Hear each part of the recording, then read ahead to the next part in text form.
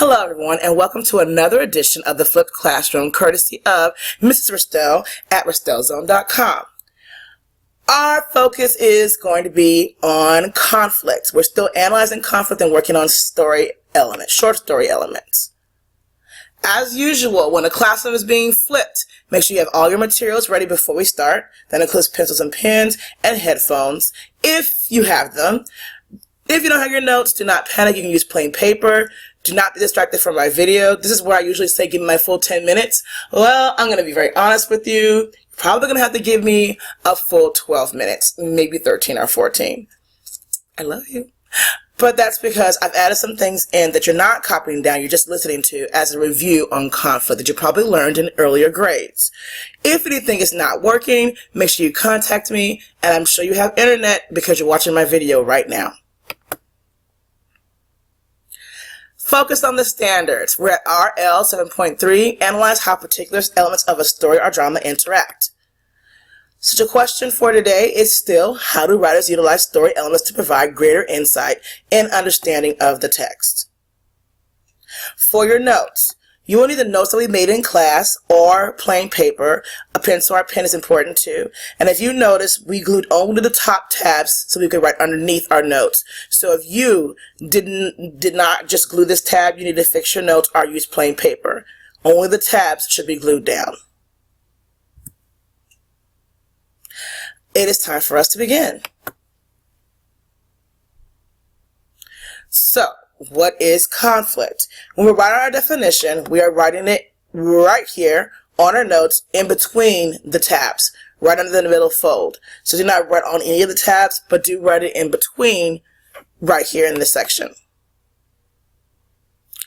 Definition of conflict.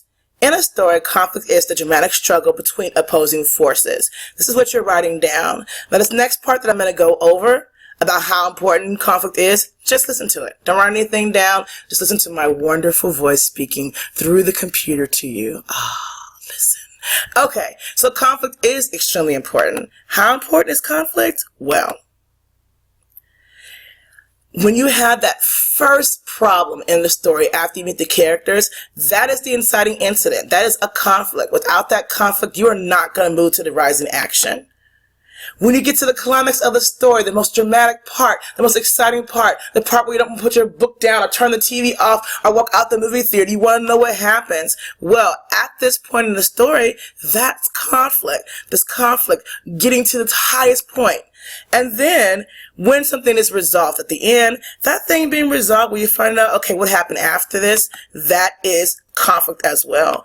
Bottom line is this: there is no real story if you do not have conflict. Conflict is the origin of everything.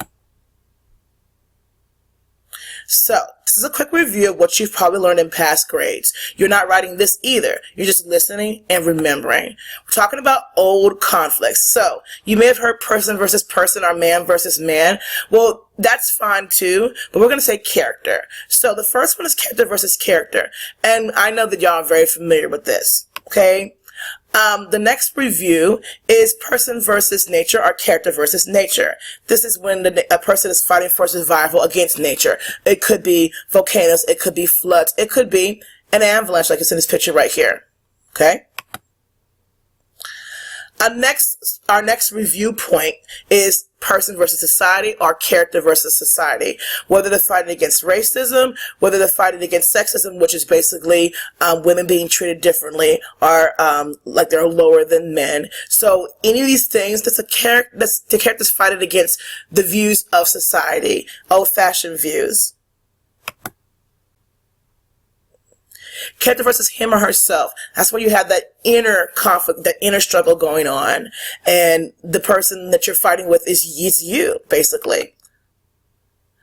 And then some new ones because we have changed. We have gotten more, modern. So now we have character versus technology, like in Big Hero 6 or in the Terminator or in the Transformers. And I know you know that zombies, and vampires and all that are big. So now we've added character versus the supernatural. Things on the outside that may not quite be living, that may not be real. It's kind of in fantasy. So we've added that into as well. Now that we've finished this quick little review with our conflicts that you should already know, we're going to go back to the notes. So, you're probably going to have to pause for a minute because I want you to label the top of your notes. You have it, the way you have it, it's blank. All this is blank. All you have are the lines. So you're going to label and complete the outside of your notes, and this is what it should look like. Make sure you have internal, external, and then conflict in the middle. And of course, you're going to draw some symbols on it just so that you know it'll help you like just by visualizing the differences between internal conflict and external conflict. So pause now, get it decorated. You're not going to get, marked down on points if your heart is not beautiful or if your brain looks a little crusty. It's okay. Most brains are kind of crusty, I think. And the stick figures are fine. So just make sure you have the external and internal labeled and something as a symbol to help you with that. Okay? I'm not going to pause, but you're going to pause. I'm going to keep going. Here I go. Notes for internal conflict. So when we're writing our notes for internal conflict, we're going to write them here. We're going to write them underneath this tab, okay? So let it fold it over. You're going to write it on the paper that's underneath it.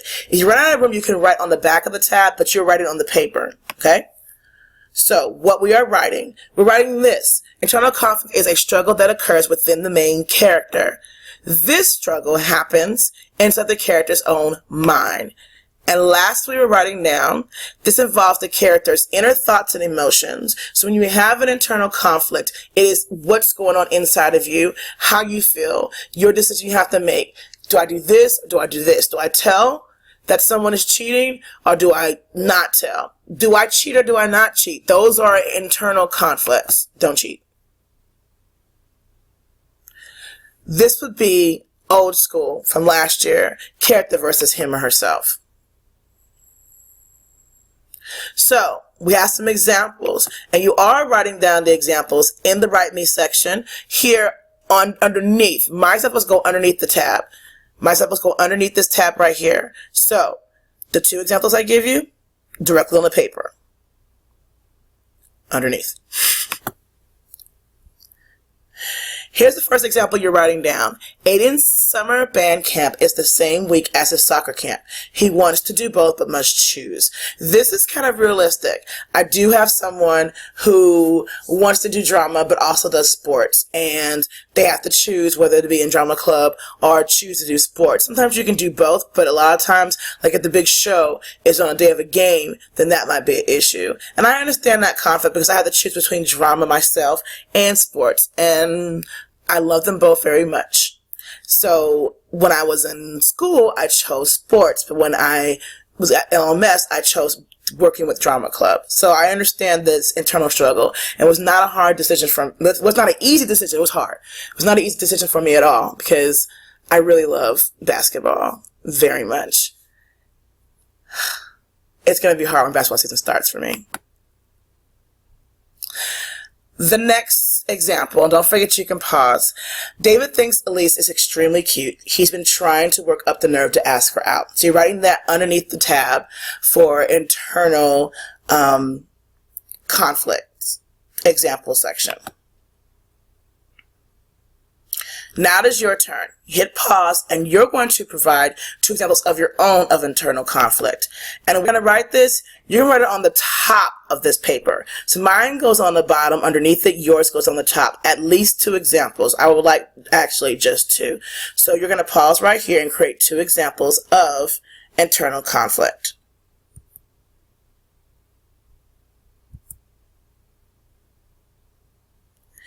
We are now moving to external conflict. When we write our notes for external conflict, we are writing underneath this section right here that you've decorated. This is on the top for external conflict. Make sure you're writing your notes there underneath that tab. And external conflict is a struggle that occurs within the character and another outside force. You are writing this down.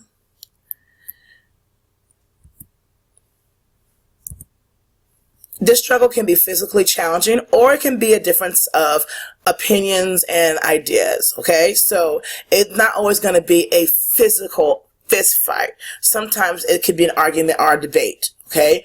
Sometimes it can be a disagreement. So don't always, we do think of fights a lot of times. We do think of fights. I know I do, but it's not always like that, okay?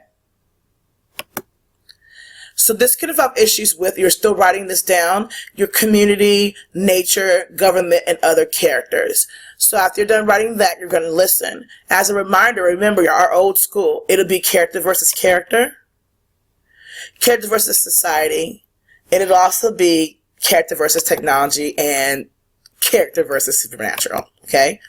So, just like your others, we're going to be doing examples. And as we do our examples, you're going to get mine first. My examples go underneath this tab, directly on you have yellow paper, underneath this tab here, okay? The External Conflict Examples tab. You're going to copy both of my examples. The first example, Luke Skywalker fights with Darth Vader in the movie Star Wars. That is a physical and obvious external conflict. Luke, I am your father. Does he say Luke, I am your father, or Luke, I'm your father? Okay, moving on. And then the second one, the second example, during the Civil Rights Movement, many fought for all people to have equal rights in America. That was a conflict that was against society, and we're still fighting for equal rights. It is now your turn to provide 2 examples of external conflict. And when you're doing your 2 examples, you're writing on top of this section right here. Okay? So create your own 2 examples.